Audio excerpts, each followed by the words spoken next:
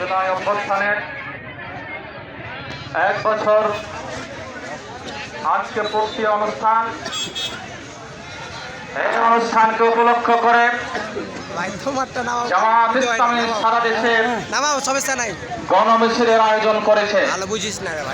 প্রিয় ভাইরা, সেই কেন্দ্র ঘোষিত কর্মসূচির অংশ হিসাবে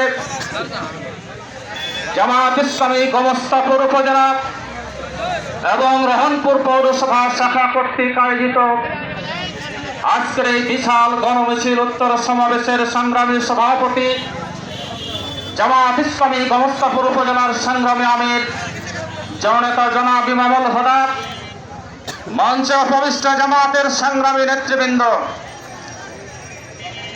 আইন শৃঙ্খলার দায়িত্বে নিয়োজিত সংগ্রামী ভাইয়েরা, সাংবাদিক বন্ধুগণ, প্রাণপ্রিয় রহনপুরবাসী, প্রাণপ্রিয় মুজাহিদ দিনদার ভাইয়েরা, ভালো আছেন সবাই? প্রিয় ভাইরা আমার, শেখ হাসিনা এদেশের মানুষের বুকে গুলি চালিয়ে চিরদিন ক্ষমতায় থাকতে চেয়েছিল। শেখ হাসিনা এদেশের মানুষের শরীরে রক্তের বন্যা বইয়ে দিয়ে আজীবন তারা ক্ষমতায় থাকতে চেয়েছিল, কিন্তু এদেশের ছাত্র জনতা শেখ হাসিনার সেই স্বপ্নকে ধূলিসাৎ করে দিয়েছে। শেখ হাসিনা ছাত্রদের আন্দোলনে বাধ্য হয়ে বাংলাদেশ ছেড়ে দিয়ে তার দাদার দেশ দিল্লিতে যেতে বাধ্য হয়েছে। প্রিয় ভাইয়ের আমার, ছাত্রদের আন্দোলন যদি না হতো, 24-এর আন্দোলন যদি না হতো, 5ই আগস্ট যদি সংগঠিত না হতো, তাহলে এই দেশের 3 বারের প্রধানমন্ত্রী বেগম খালেদা জিয়াকে জেল থেকে মুক্ত হওয়া সম্ভব ছিল না। বেগম খালেদা জিয়ার দেশের বাইরে চিকিৎসা গ্রহণ করার সম্ভব ছিল না। 24-এর 5ই আগস্ট যদি সম্পন্ন না হতো, জামায়াত ইসলামীর নিবন্ধন ফিরে পাওয়া সম্ভব ছিল। 24-এর আন্দোলনের 5ই আগস্ট যদি সম্পন্ন না হতো, দাঁড়িপাল্লা প্রতীক ফিরে পাওয়া কষ্টকর ছিল। কথা ঠিক কিনা?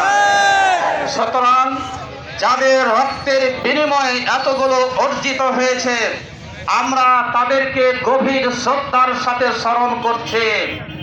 আমরা এই আন্দোলনে যারা নিহত হয়েছে, আল্লাহ রাব্বুল আলামিনের দরবারে প্রার্থনা করছি আল্লাহ যেন তাদের শাহাদাতকে কবুল করে নেন।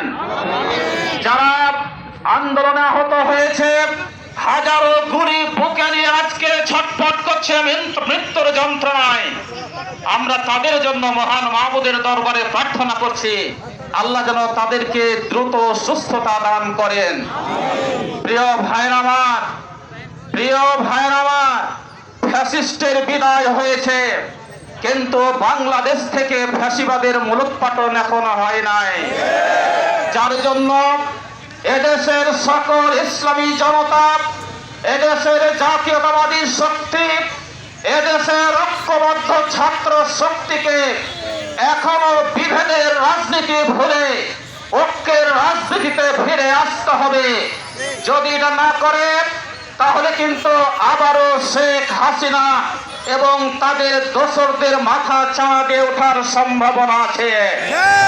আমরা আওয়ামী লীগের দোসরদের বলতে চাই, যদি তোমরা কোনোভাবে মাথা চাঁদা দিয়ে বাংলার বাতাস গ্রহণ করার সুযোগ নাও, এদেশের মুক্তিকামী মানুষ তোমাদেরকে সুযোগ দেবে না, দেবে না, দেবে না।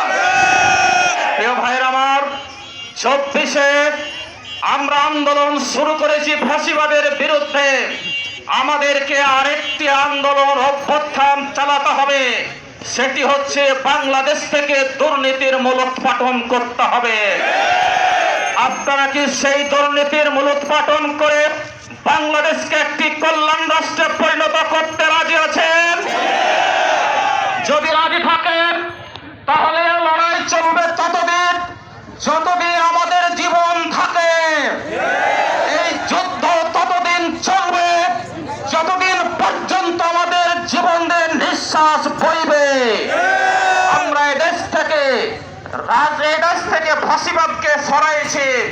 আমরা এই দেশ থেকে দুর্নীতির কবর রচনা করে বাংলার মানুষকে আমরা একটি কল্যাণময় রাষ্ট্র উপহার দিয়ে আমরা এই দেশের মানুষের পাশে থাকতে চাই।